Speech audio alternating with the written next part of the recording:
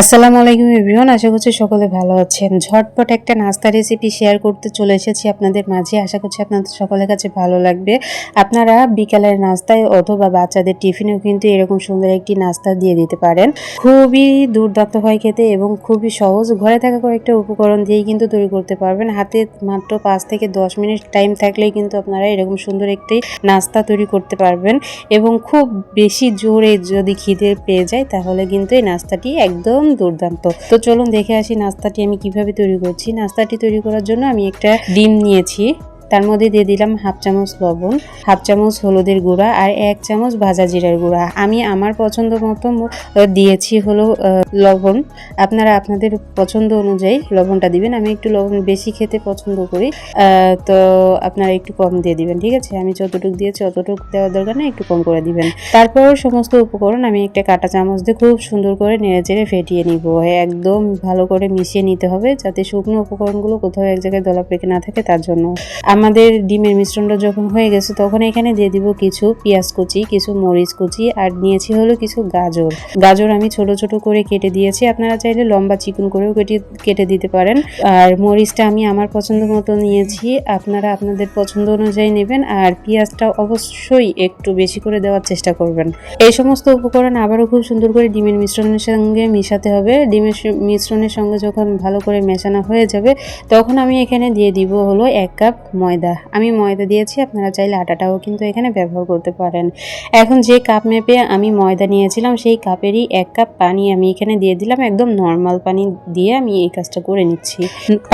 1 cup পানি দিয়ে আমি খুব সুন্দর করে খুব সুন্দর করে নেড়েচেড়ে নিব। খুব সুন্দরভাবে যখন নেড়েচেড়ে নেওয়া হয়ে গেছে তখন এখানে আমার আরও কিছুটা পানির প্রয়োজন হবে।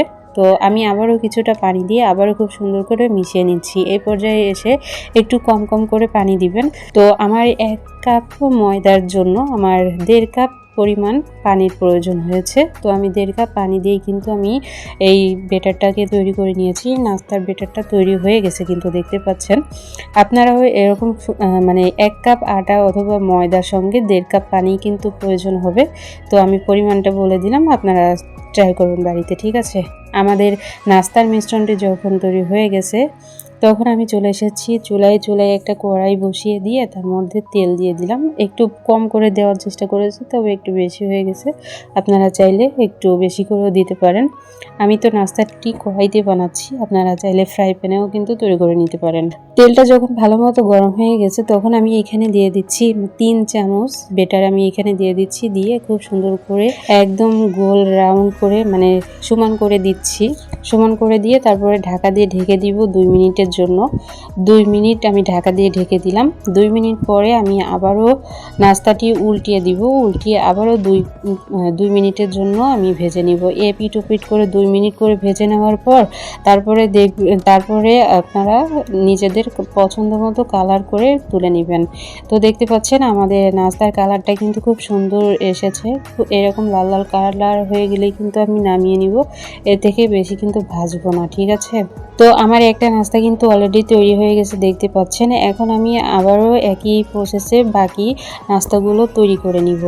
তো দেখতে পাচ্ছেন আমি তৈরি করে নিচ্ছি। আর আপনাদেরকে বলে রাখি, চুলার আঁচটা কিন্তু মিডিয়াম থেকে একটু কম করে রাখতে হবে, তা না হলে কিন্তু এক সাইডে হবে আবার আর এক সাইডে কাঁচা থেকে যাবে। তো অবশ্যই চুলার আঁচটা লোতে করে রাখবেন, ঠিক আছে।